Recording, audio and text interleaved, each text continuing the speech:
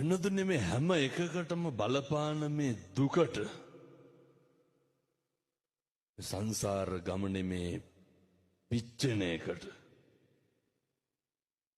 මේකට විසඳුමක් තියෙන්න ඕනේ.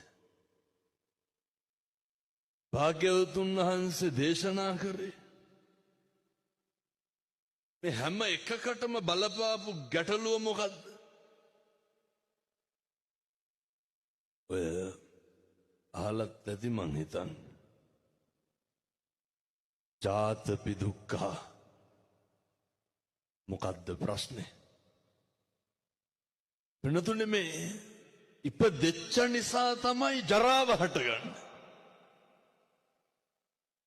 ඉපදෙච්ච නිසා තමයි ව්‍යාධිය හටගන්නේ. ඕවනේ මිනිස්සුන්ට තියෙන ප්‍රශ්න.